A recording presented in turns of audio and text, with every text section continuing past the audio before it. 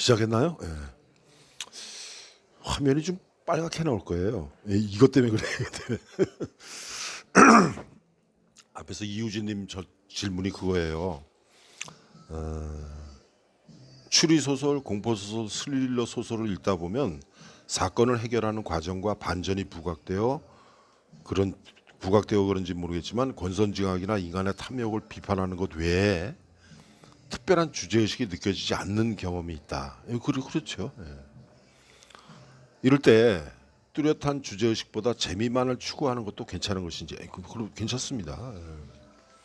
이것을 답을 하기 위해서는 그 흔히 우리가 말하는 우리가 시를 왜 쓰는가, 소설을 왜 쓰는가, 소설을 왜 쓰고 그 다음에 이제 나가서는 시 소설 그랬으니까 이제 그 위에 갈래가 문학이잖아요. 그래서 이거 관련지어서는 이 얘기 말씀드려야 될 게 이 문학의 목적이에요. 우리가 문학을 하는 목적이 뭐냐? 문학의 목적 이렇게 이거를 어떤 그 책에는 문학의 목적이라는 말을 하지 않고 문학의 기능 이렇게 얘기해요.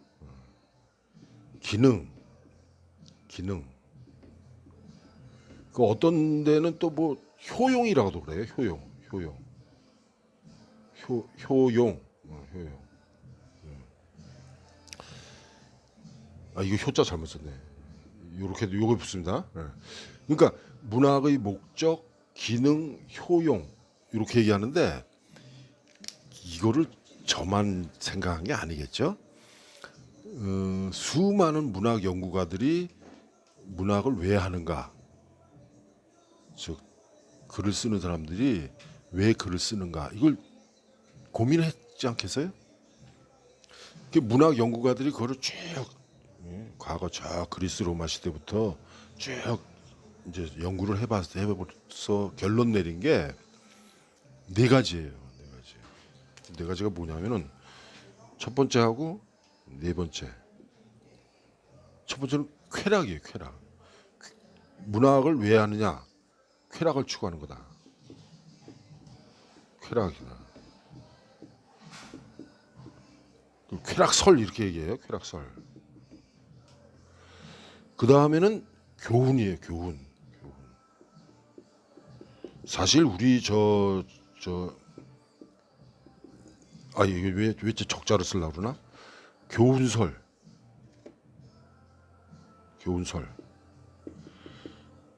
저기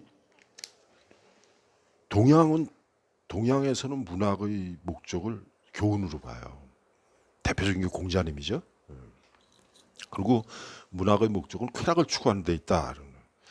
그 쾌락을 추구하는 데 목적이 있으니까 그걸 이제 뭐 쾌락설 이렇게 얘기하는데 사실 여러분들 좀 의외라고 생각하겠지만 이 쾌락설을 제일 먼저 주장한 사람이 사실은 아리스토텔레스예요.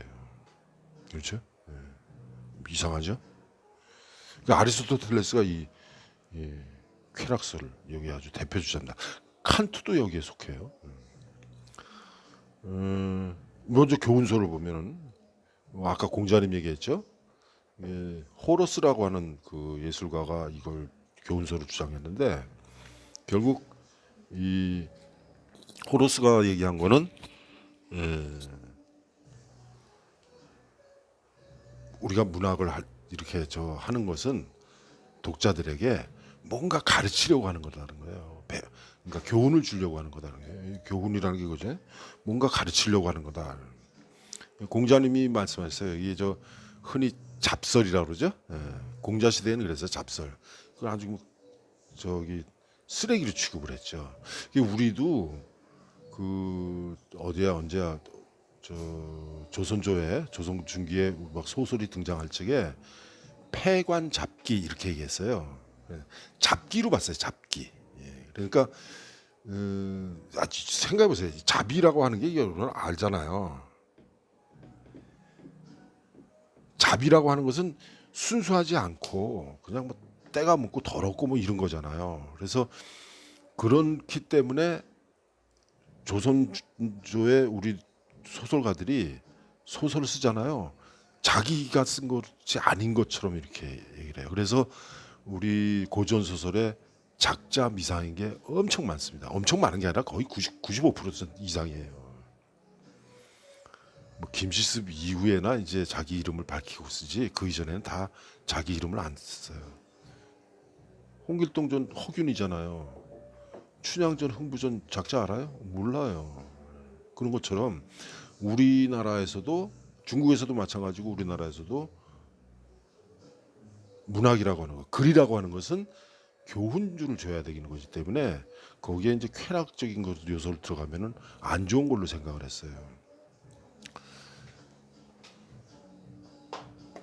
쾌락설은 아까 얘기했듯이 아리스토텔레스하고 아리스토텔레스, 칸트 이런 분들이 이제 주장한 건데 사실은 아리스토텔레스는 쾌락설이라기보다는 나중에 여기 나오는 절충설이 있는데 절충설. 쾌락설은 뭐 따로 설명을 안 해도 되겠죠. 요 두 번째하고 세 번째가 뭐냐 하면은 요거하고 절충을 한 거예요. 절충. 그 이제 절충을 했다고 그래가지고 절충, 절충 이렇게 얘기합니다. 절충했다 이러는데 그럼 어떻게 절충을 하느냐? 2번은 뭐냐 하면은 이게 여다 쓰겠습니다. 한글로 써볼게요.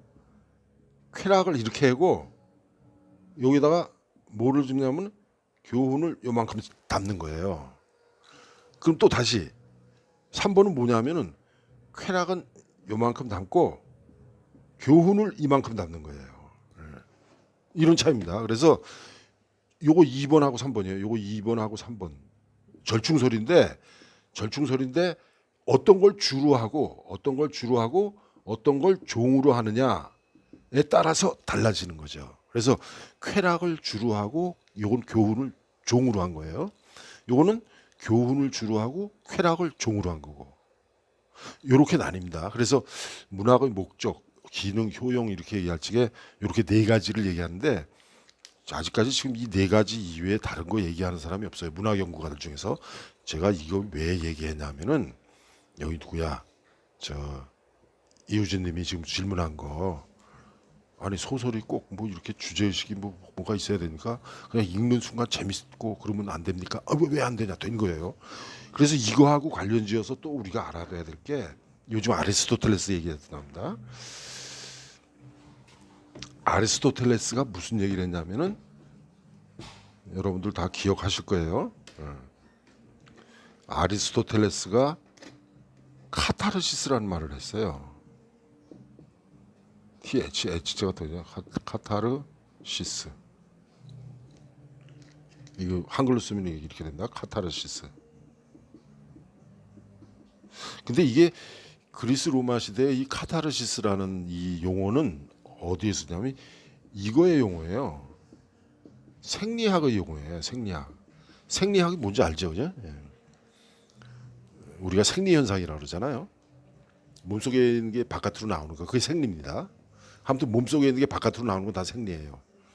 화장실 가서 앞에 거, 뒤에 거, 땀 흘리는 거, 눈물 흘리는 거, 이게 다 생리 현상입니다. 이 생리학에서 쓰는 용어예요. 카타르시스가. 생리학에서는 어떤 뜻을 쓰냐면은 배설이라고 그래요. 배설. 설자 이렇게 씁니다. 배설이라고 그러는데 배설.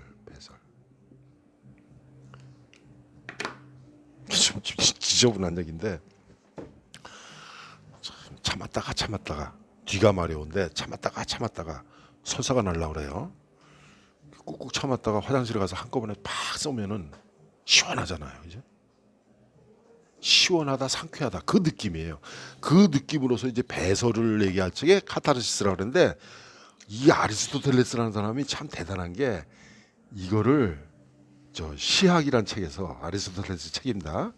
이 시학이란 책에서 그리스어로 쓰면 이렇게 된다.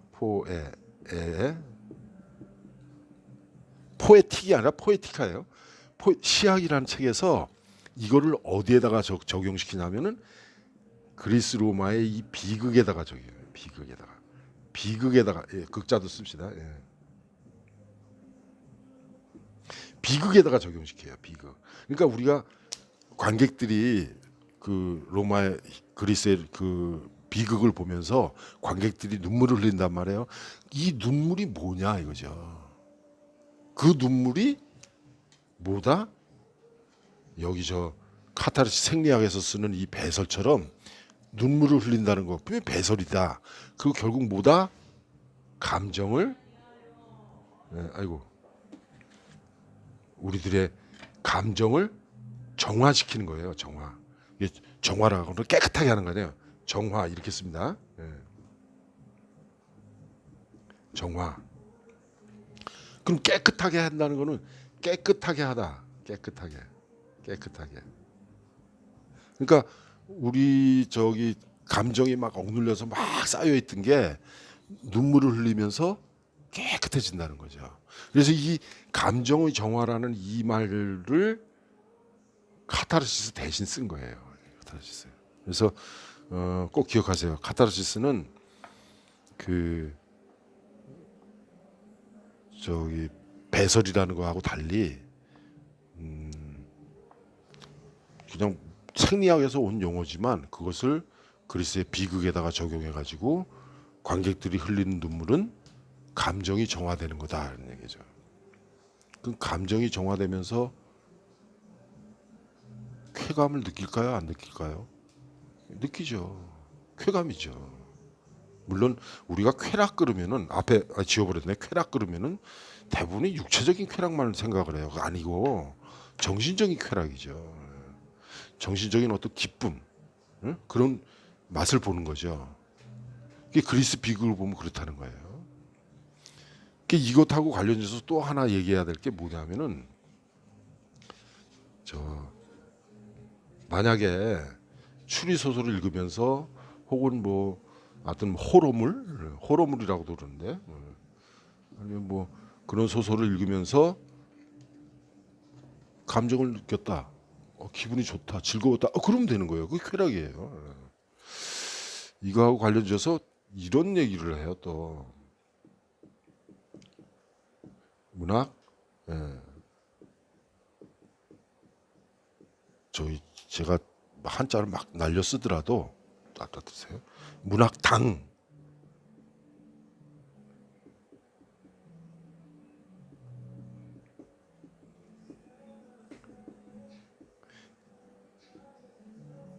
당의정이라고 들어보셨죠? 당의정이라는 건 뭔지 아시죠? 당의정.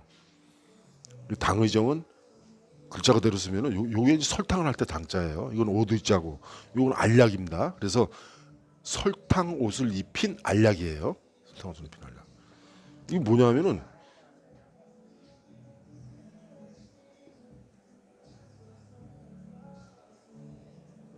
소화제, 뭐 베스타제, 정로한 당의정. 정로한 당의정이 새로 나왔습니다. 약효는 종전과 똑같습니다. 이런 광고 있었어요. 정로한 당의정이 새로 나왔습니다. 당의정이라는 말인데, 이 당의정이라는 게 뭐냐면 당의정이라는 게 뭐냐면은 여기는 알약인데 이거는 쓴맛이에요. 쓴맛. 요거는 단맛. 왜? 설탕이니까. 설탕 옷을 입혀놨다고 그랬잖아요. 그러니까 겉에다가 설탕 옷을 살짝 입혀놨어요. 왜? 먹기 좋으라고. 이게 쓴맛이니까. 이게 정로한 당의정 말고 정로한 먹으면 다 냄새 나잖아요. 먹어보신 분 있을 거야. 요 쓴맛이 뭐다? 지워버렸네. 이게 교훈이라는 거예요. 이게 교훈이고 요 단맛, 요게 쾌락이라는 거예요. 쾌락. 그래서 사실은 요걸 주기 위한 것인데 쾌락을 살짝 입혀가지고 쉽게 먹게 됩니다. 그러니까 이렇게 소설 읽다 보면은 몇 장 넘어가면 뭐 무릎과 무릎이 부딪히는 소리, 이 뭐 여인이 옷 벗는 소리 이런 게 있어야 재밌을 거 아니에요, 그죠? 그것처럼 이 문학 당위정설은 그 문학의 목적, 쾌락과 교훈을 절충한 것, 그걸 설명하면서 얘기를 하는데 이제 현대에 들어와서는 문학 당위정설을 얘기는 하지만 이거를 뭐 그렇게 100% 맞다 이렇게 얘기를 안 해. 왜 그럴까? 예술 작품에서, 문학 작품에서 쾌락과 교훈은 분리가 안 된다는 거예요. 약은 단맛과 쓴맛이 분리가 되지만, 즉 설탕과 실제 약 효과가 있는 것하고 두 개가 분리가 되지만 문학 작품에서는 어떤 게 교훈이고 어떤 게 쾌락이라고 분리할 수가 없다는 거예요. 그래서 요즘은 문학 당위점수를 별로 얘기를 안 합니다. 그런데 뭐 상식으로는 알아두세요. 여기서 우리가 알아둬야 될 것은, 이것을 통해서 우리가 알아둬야 될 것은 쾌락을 주면서 그 안에 교훈을 담을 수 있고, 단순히 교훈만 담을 게 아니라 중간중간에 쾌락적인 요소도 있어야 된다는 거예요. 이것과 관련지어서 이제 오늘 별 얘기를 다 하네요. 이것과 관련지어서 우리가 꼭 기억해야 될 것이, 지금 아까 뭐 호러물 얘기 나오고 뭐 추리 소설 얘기 나오는데, 이런 말 들어봤는지 모르겠어요.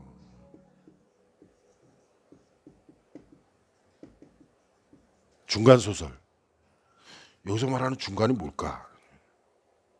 이거는 흔히 이야기해서 이 중간 소설은 우리가 흔히 얘기하는 통속 소설이라고 그러죠. 통속 소설. 통속 소설하고 우리가 저 아주 귀하게 여기는 거 뭐라 그래요? 순수 소설이라고 그러죠. 예. 순수 소설. 그러니까 이 순수 소설하고 통속 소설하고 중간이다 라고 얘기를 많이를 해요. 근데 그게 아닙니다. 그게 아니에요. 그게 아니고 뭐 그런 의미를 담을 수도 있어요. 그런데 이 중간 소설이라는 것은 이제 산업 시대에 들어오고, 그다음에 이 중간 소설이라는 개념이 저 70년대 이후에 이 중간 소설이라는 개념이 나왔는데, 이건 무엇을 뜻하는 거냐면은 소설을 책으로 만들잖아요. 그럼 출판사에서 책을 만들었을 적에 그 책은 출판사 입장에서는 뭐예요? 출판사 입장에서는 뭐냐면 제품이에요. 출판사 입장에서는 하나의 제품이에요. 제품. 뭐 이걸 다른 말로 하면 상품이라고 그래도 되겠죠. 상품. 그리고 작가 입장에서는 뭐예요? 상품이 아니라 예술 작품이에요. 예술 작품이다. 예술 작품. 작품. 이거 오늘 글씨가 아주 휙 날아갑니다. 예술 작품이고 이건 제품이고. 그러니까 출판사 입장에서는 제품 어떻게 돼야 돼요? 많이 팔려야 되겠죠. 작가 입장에서는 예술 작품이에요. 예술적인 가치가 있어야 되겠죠. 요것도 가지고 있고 요것도 가지고 있고, 그것을 중간 소설이라고 얘기해요. 그럼 결국 뭐겠어요? 예술적인 가치도 있고 독자들에게 많이 읽히기도 하고, 즉 많이 팔리기도 하고. 그러니까 예술적인 가치를 담고 있으면서도 베스트셀러가 되는 거 있잖아요. 기억하실 거. 지금 팔리고 있는 베스트셀러가 반드시 훌륭한 작품은 아니다. 꼭 기억하세요. 베스트셀러는 그냥 많이 팔렸다는 뜻이지 그 작품의 가치가 예술적인, 미학적인 가치가 높다, 이거는 아닙니다. 꼭 기억하세요. 어쨌거나 많이 팔리기도 하면서 예술적 가치도 담고 있는 거, 그거를 중간 소설이라고 그래요. 그럼 우리나라의 중간 소설 대표적인 사람이 누굴까요? 아마 기억하시는 분 있을 거예요. 이문열이가 대표적인 사람입니다. 이문열이 소설은 재밌어요. 제품으로서 많이 팔려요. 그리고 이문열이 소설 엉망이라고 얘기하는 평론가 없습니다. 소설 좋아요. 예술적인 가치, 그러니까 미학적인 가치도 일정 부분 담고 있으면서 그 안에 뭐 상품성도 가지고 있어요. 그래서 이런 상품성도 가지고 있고 예술적인 미학적인 가치도 담고 있는 거를 요 중간 소설이라고 그래요. 그래서 어떤 사람은 중간 소설을 통속 소설과 순수 소설의 중간이다. 그건 아닙니다. 뭐 그렇게 사용하는 사람도 있는데, 본래 중간 소설의 개념은 제품과 작품의 가운데다. 요것도 담고 있고 요것도 담고 있고. 그래서 중간 소설이라고 하는 것은 어느 정도 독자들한테 인정을 받고 평론가들로부터도 예술적인 가치를 인정을 받는 작품, 이렇게 됩니다. 자, 그러면은 이제 이우진님한테 답을 합니다. 여기 뭐라 그랬냐? 뚜렷한 주제의식보다 재미만을 추구하는 것도 괜찮은 것이지 궁금합니다. 예, 이제 궁금해하지 마세요. 뚜렷한 주제의식보다 재미만을 추구하는 것 많습니다. 예. 그것도 문학의 범주에 포함시켜요. 소설의 범주에 포함시키고 대표적으로 여기 지금 써놨잖아요. 추리소설, 공포소설, 스릴러 소설. 우리가 흔히 뭐 청소년 소설, 청소년 소설 읽고 청소년들 재밌게 읽는단 말이에요. 여러분 생각해 보세요. 해리포터 시리즈 몇 권 읽으셨어요? 그거 중학생들, 초등학교 고학년 중학생들은 재밌게 읽어요. 여러분들은 재미없겠지만 그 안에서 뭘 읽을까요? 뭘 얻을까요? 교훈을 얻어요? 그 안에 교훈 없어요. 뭐예요? 상상력을 펼치게 만들어요. 즉 어린아이들로 하여금 해리포터를 읽으면서 상상력을 펼치게 만들어요. 그 상상력을 펼치면서 꿈을 키우는 거예요. 그걸로 족하는 거죠. 거기에서 더 뭐 예술적 가치가 있어야 된다. 뭐 그거 요구하면 안 돼요. 그러니까 추리 소설, 공포 소설에 이거를 요구하면 안 됩니다. 저는 소설 창작을 강의하는 입장에서 가능하면 이쪽보다는 이쪽에 중점을 두고 소설을 쓰는 거를 얘기하지만 사실은 여러분들이 어느 정도 이제 일가견이 이제 생기고 소설을 이제 원숙하게 쓰게 될 적에는 이것도 생각을 해야 돼요. 팔려야죠. 오로지 한 사람의 독자만을 위한 소설. 그거 재미없어요. 그거 누가 읽어요, 그거. 소설이면은 작품을 썼으면 읽어야죠. 그죠? 네. 자, 이제 여러분 수강생들이 한 거 간단하게 넘어가겠습니다. 김상범님은 참 부지런하세요. 아무튼 제일 먼저 올려주세요. 잔잔한 한 편의 수필을 읽은 느낌. 김상범님도 그렇게 느끼셨어요. 구체적인 갈등이 필요해 보이고 갈등을 통해 주인공의 생각과 삶의 변화가 있었으면 좋겠다. 그렇죠. 그렇습니다. 그 다음에 윤명우님 굉장히 날카롭습니다. 그냥 뭐 슬쩍슬쩍 이렇게 쓰시는 것 같지만 아주 그 안에 뼈가 있어요. 평범한 이야기라서 싱거운 글이 될 수 있는 약점이 있다. 그렇죠? 평범한 이야기라서 싱거운 글이 될 수 있는 약점이 있어요. 이 작품에 있어요. 그래서 이게 약점이 되는 게 뭐냐면은 드러나는 게 곁가지가 너무 많아. 여기 지금 곁가지라고 그랬어요. 곁가지가 너무 많다. 친정엄마 이야기는 최소한으로 줄였으면 좋겠다. 저는 그달라 빼버렸으면 좋겠어요. 빼서 뒤에 몇 문장으로 만들면 되죠. 주인공이 독자들에게 서술로 설명하면 지루하다. 그래서 상황을 보여주는 게 좋겠다. 비문이나 맞춤법 띄어쓰기가 깔끔했다. 물론 어떤 분은 이제 맞춤법 띄어쓰기 이렇게 지적하신 분들이 있는데 다른 작품들에 비해서 이 작품은 문장 괜찮습니다. 한정민님이 올바르게 살아가려는 주인공의 정서가 글 전반에서 느껴진대요. 아마 저 쉰곡에 쓰신 분은 착한 사람 같아, 제 생각에. 소설이라기보다는 정성스럽게 쓴 일기를 모아놓은 것 같다. 아까 얘기했죠. 그 다음에 마지막 대목에 가서 결혼 전 다녔던 사무실 풍경이 스쳤다 그러는데 아무 얘기 없었잖아요. 결혼 전 다녔던 사무실 풍경이 어땠길래. 독자들은 의아하게 생각합니다. 요거를 다른 수강생도 지적을 했어요. 그 다음에 이제 뭐 퇴고에 도움이 되길 바라면서 이제 몇 가지 지적을 했는데 이거는 저 대부분 띄어쓰기 오타 뭐 이런 거니까 한번 참고를 하시고. 그 다음에 이령님이 쓰신 이 줄거리 잘 보세요. 아주 소설에 딱 맞게 줄거리 써주셨어요. 그 다음에 작품 감상에서 IMF, 금융위기, 코로나 이런 거 이 안에 담겨 있어요. 좋은 점입니다. 이건 좋은 점이에요. 전에 지난 시간에 얘기했던가요? 소설은 사회를 그 다음에 그 사람뿐 아니라 시대를 반영한다 그랬잖아요. 사회와 시대를 반영하는 것, 사회와 시대를 담고 있으면 괜찮아요. 그런 소설들이 좋은 소설입니다. 뭐 저 이효석 작품 메밀꽃 필무렵 얘기하면서 순수 소설은 그 안에 시대나 뭐 저 사회를 담으면 안 된다 그런 게 어디 있어요. 물론 지금 이효석 얘기했죠. 이효석의 메밀꽃 필무렵 보면은 시대적인 어떤 갈등 이런 건 없죠. 그 소설이 나올 때가 언제예요? 일제 식민지잖아요. 식민지 상황 그 얘기 안 나와요. 그렇다고 해서 그 나쁜 소설인가요? 아닙니다. 가능하면은 리얼리즘이 나온 이후로부터는 그거를 많이 시대를 반영하는 걸 많이 강조를 합니다.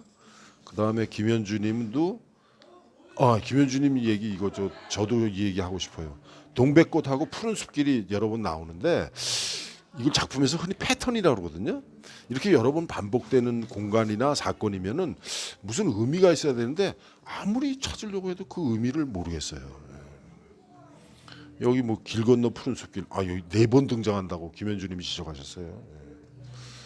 그다음 이건 아주 사소한 것 같은데 아들 둘하고 남편이 운전하고 아들 둘 타고 이 아내하고 지금 나하고 타고 왔어요.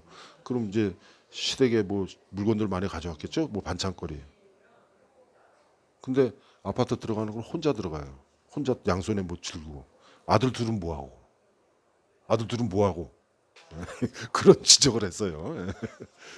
그 참 힘듭니다. 그 다음에 주인공이 겪는 감정 변화에 대한 서술이 많지 않다. 쉰 고개라는 제목이 적절한지도 생각해봐야 할 것 같다. 이거 제목 얘기하려니까 또 시간이 좀 부족하네요. 감독님이 자르라고 그러네. 오늘은 할 수 없이 영상 3개 해야 되겠습니다. 조금 이따 할게요.